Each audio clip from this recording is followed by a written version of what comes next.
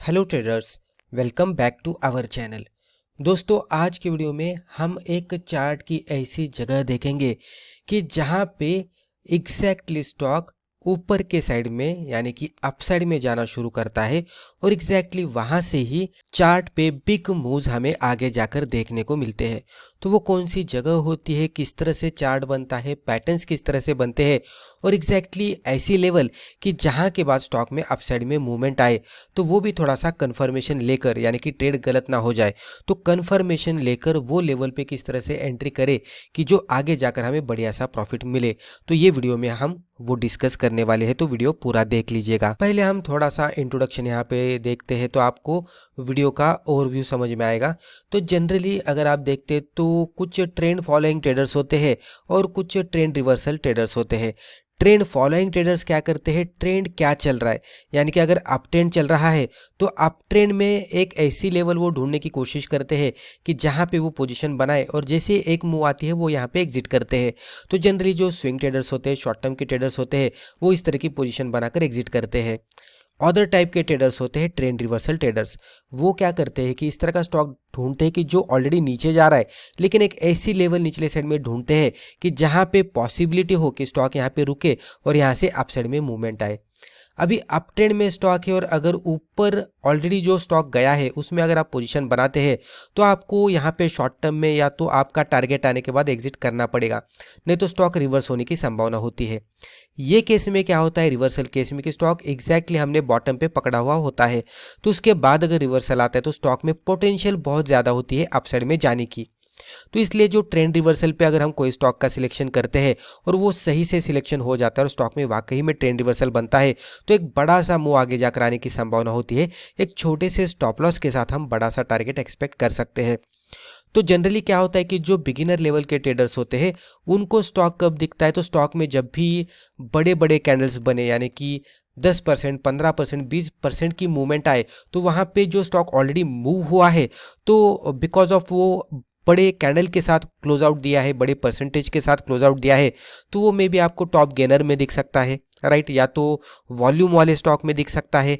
लेकिन वो स्टॉक ने वो दिन में परफॉर्म किया है तो भी हमें देखना पड़ता है कि वो स्टॉक उसके लॉन्ग टर्म के चार्ट के हिसाब से कौन सी लेवल पे ट्रेड कर रहा है।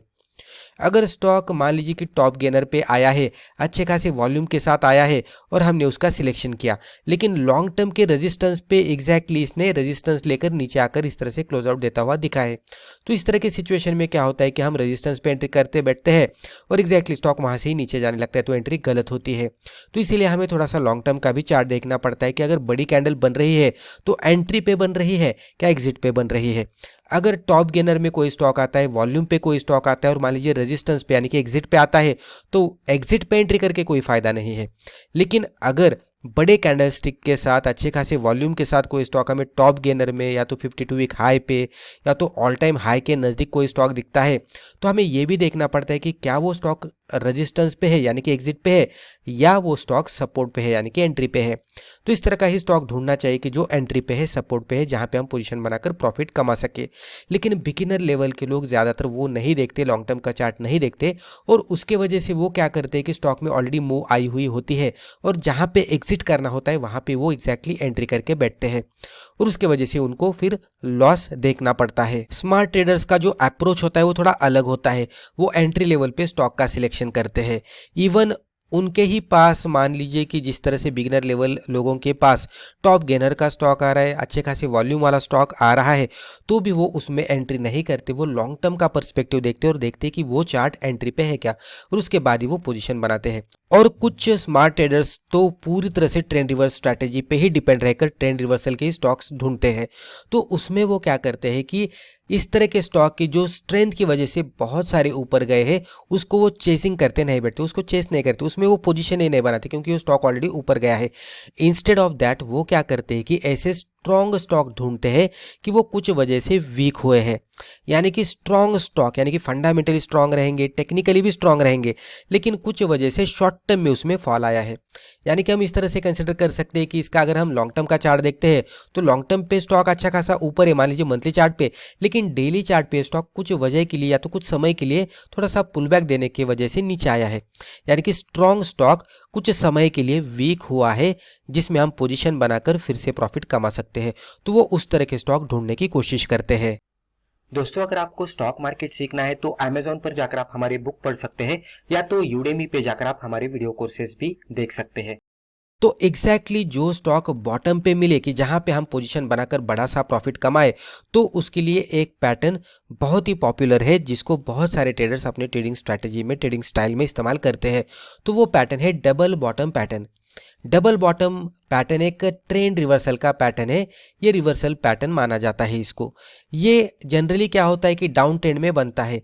डाउन ट्रेंड में किस तरह से बनता है, तो देखने को अगर हम देखेंगे तो ये डबल बॉटम पैटर्न हमें डब्ल्यू लेटर जिस तरह से दिखता है उस तरह का ये दिखेगा।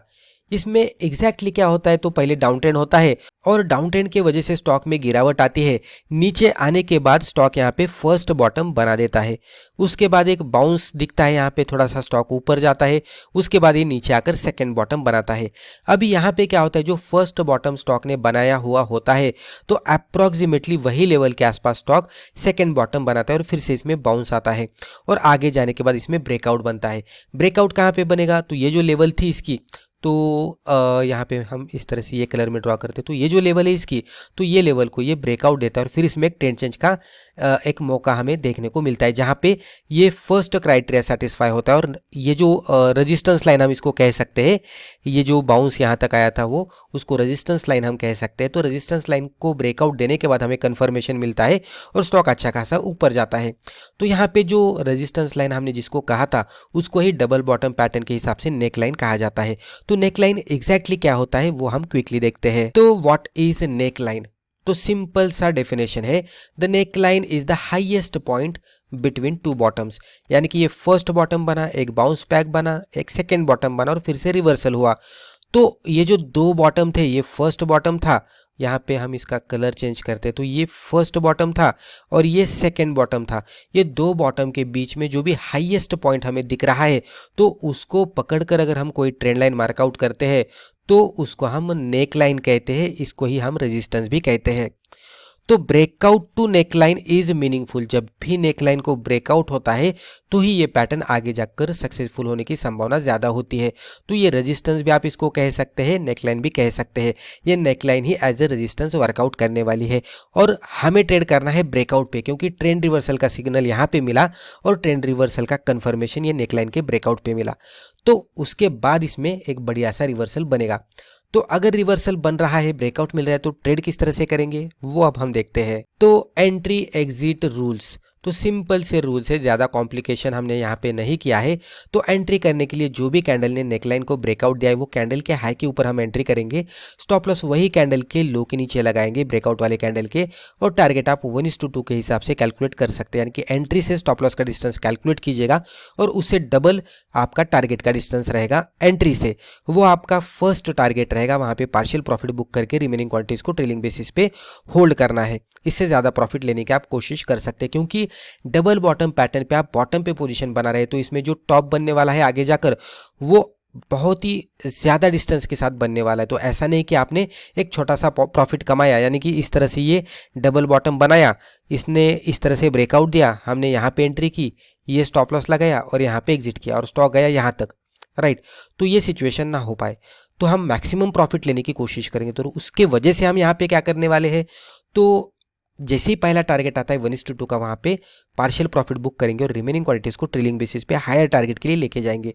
आपको मल्टीपल टाइम्स ये पैटर्न के साथ देखने को मिलेगा कि आपको मोर देन 1:2 का रिजल्ट मिल रहा है, लेकिन डेफिनेटली मार्केट अनसर्टन होता है, उसकी वजह से हम 1:2 पे पार्शियल प्रॉफिट निकाल कर ही रिमेनिंग क्वांटिटीज को हम लेके जाएंगे, वो भी ट्रेलिंग स्टॉप लॉस के साथ। अब यहाँ पे आप देख सकते हैं, आपके सामने हमने ये डेली कैंडलस्टिक चार्ट ओपन किया है, नीचे वॉल्यूम है। अब आप यहाँ पे देखेंगे तो आपको देखने को मिलेगा कि स्टॉक डाउन ट्रेंड में ट्रेड कर रहा है, lower top lower bottom pattern बना रहा है। अब यहाँ पे आपके सामने हमने चार्ट ओपन किया है। ये चार्ट का सिनेरियो आपको किस तरह के स्टॉक में ढूंढना है, तो ऐसा स्टॉक की जो स्ट्रांग है, जिसका लॉन्ग टर्म का ट्रेंड अच्छा खासा अप ट्रेंड है, जो कि फंडामेंटली भी स्ट्रांग है, राइट। और शॉर्ट टर्म में ये कुछ समय के लिए करेक्शन दे रहा है। तो लॉन्ग टर्म में ये स्ट्रांग है, लेकिन शॉर्ट टर्म में कुछ समय के लिए वीक हुआ है। तो इस तरह का ये स्टॉक है। इसमें अगर आप देखेंगे तो स्टॉक में पहले गिरावट आ रही थी, तो इस तरह से स्टॉक नीचे आया। नीचे आने के बाद ये स्टॉक ने फर्स्ट बॉटम बना दिया, यहाँ पे हम 1 लिखते हैं। उसके बाद स्टॉक ने एक बाउंस बैक दिया, उसके बाद नीचे आया और अप्रॉक्सीमेटली यही लेवल के आसपास स्टॉक ने सेकेंड बॉटम बना दिया, हम इसको 2 कहते हैं, तो ये डबल बॉटम हो गया। अभी दोनों बॉटम के बीच में जो भी हाईएस्ट पॉइंट दिख रहा है तो उसको हम रेजिस्टेंस कंसिडर करते हुए इस तरह से एक ट्रेंड लाइन मार्कआउट करते हैं। तो इसको ही हम रेजिस्टेंस भी कह सकते हैं और इसको ही हम नेक लाइन भी कह सकते हैं। तो ये नेक लाइन सबसे इंपॉर्टेंट होता है। जैसे ही नेक लाइन का ब्रेकआउट होगा यहाँ पे हमें कंफर्मेशन मिलेगा, क्योंकि यहाँ पे डबल बॉटम तो बना है, तो ट्रेंड चेंज का यहाँ पे इंडिकेशन मिला है, लेकिन कंफर्मेशन हमें ब्रेकआउट के बाद ही मिलेगा। तो कभी भी जब भी ब्रेकआउट बनता है तो क्लोजिंग बेसिस पे बनना चाहिए, अच्छे खासे वॉल्यूम के साथ बनना चाहिए। और यहाँ पे ब्रेकआउट के जरिए ही हम कंफर्मेशन लेकर ट्रेड कर रहे हैं, तो अच्छी तरह से इसको देखना पड़ेगा। तो बहुत सारे लोगों को नेकलाइन कहाँ पे ड्रॉ करनी है ये प्रॉब्लम आता है, तो उनके लिए मैं कहना चाहूँगा कि सिंपल आपको इतना ही देखना है कि जो फर्स्ट बॉटम है और जो सेकंड बॉटम है, दोनों के बीच में जो भी यहाँ पे एक बाउंस बैक आया था और एक हाई बना दिया था, एक टॉप बनाया था, तो वहाँ से आपको एक रेजिस्टेंस लाइन मार्कआउट करनी है, उसको ही आपको नेकलाइन कहना है और उसके ब्रेकआउट पे ट्रेड करना है। जैसे कि यहाँ पे ये कैंडल ने ब्रेकआउट दिया, तो कैंडल क्या है कि ऊपर एंट्री, लो के नीचे स्टॉप लॉस। अभी 1:2 के अकॉर्डिंग अगर आप देखेंगे तो कुछ ही समय में आपका टारगेट हिट होता हुआ आपको दिखेगा और उसके बाद स्टॉक बहुत सारा ऊपर गया। तो यहाँ पे एंट्री से स्टॉप लॉस का डिस्टेंस इतना था और एंट्री से जो अपसाइड में मूवमेंट आई है वो यहाँ तक आई है। तो रिस्क रिवॉर्ड रेशियो देखने की कोशिश करेंगे तो लगभग 1:2, ये थोड़ा 2 ऊपर हो जाता है। तो हमारे यहाँ पे पहला टारगेट आया हुआ होता, हम यहाँ पे पार्शियल प्रॉफिट बुक करते और रिमेनिंग क्वांटिटीज को हम लेके जाते हायर टारगेट के लिए। तो ये 3, 4, 5, 1:5 के आसपास यहाँ पे रिस्क रिवॉर्ड रेशियो मिलता हुआ दिखा है। इवन मान लीजिए कि यहाँ पे हम एग्जिट नहीं करेंगे टॉप पे, क्योंकि यहाँ पे भी आपने एग्जैक्टली बॉटम पे बाय नहीं किया था, थोड़ा ऊपर जाने के बाद कंफर्मेशन लेकर ही बाय किया था। तो यहाँ पे भी एग्जैक्टली टॉप पे सेल नहीं होने वाला, यहाँ पे भी थोड़ा नीचे आने के बाद मान लीजिए कि ये लेवल के आसपास आपका ट्रेलिंग स्टॉप लॉस हिट हो जाएगा और आप एग्जिट करेंगे, तो 1:4 के आसपास, 1:3 के आसपास आपको रिस्क रिवॉर्ड रेशियो मिल जाएगा, जो कि रिमेनिंग क्वांटिटीज के साथ आपको लेके जाना है। और आप यहाँ पे ऑब्जर्व कर सकते हैं कि यहाँ पे जो मूव आई है, तो एग्जैक्टली ये बॉटम से ये टॉप तक ये जो मूव आई है, एक बड़ी सी मूव हमने कैप्चर की है।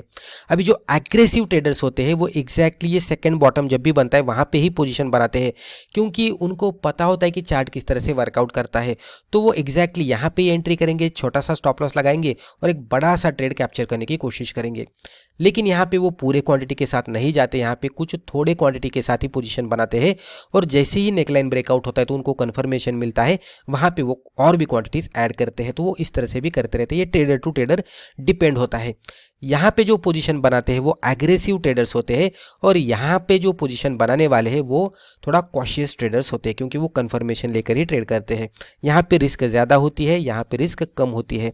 यहाँ पे एक्यूरेसी आपको थोड़ी कम मिलने की संभावना होती है, क्योंकि थोड़ा भी ये नीचे गया तो स्टॉक बहुत सारा नीचे जाएगा, क्योंकि ये डाउन ट्रेंड में है, राइट। तो उसकी वजह से यहाँ पे स्टॉप लॉस पे डेफिनेटली आपको निकलना ही पड़ेगा, नहीं तो लॉस आगे जाकर ज़्यादा होगा। लेकिन ये केस में थोड़ा सा कंफर्मेशन मिला हुआ होता है, वॉल्यूम होता है, ट्रेंड चेंज होता है, ब्रेकआउट होता है, तो मल्टीपल कंफर्मेशन होते हैं। उसकी वजह से यहाँ पे स्टॉप लॉस हिट होने की संभावना बहुत ही कम होती है और उसकी वजह से आपकी एक्यूरेसी बढ़ती है। और इवन स्टॉप लॉस भी हिट होता है तो आपका स्टॉप लॉस यहाँ पे प्रॉपर लेवल पे होता ही होता है। तो इस तरह से अलग अलग ट्रेडर के हिसाब से ट्रेडर्स इस तरह से डबल बॉटम का इस्तेमाल करके ट्रेड करते हैं। तो दोस्तों मुझे लगता है कि वीडियो के जरिए जो भी इन्फॉर्मेशन हमने आपके साथ शेयर की है आपको वैल्यूएबल लगी होगी। वीडियो अगर फायदेमंद लगा तो वीडियो को लाइक ज़रूर कीजिएगा और इसी तरह के बिगिनर फ्रेंडली वीडियोस आगे भी जाकर देखने के लिए हमारे चैनल को सब्सक्राइब करके बेल आइकन को भी क्लिक कीजिएगा। धन्यवाद।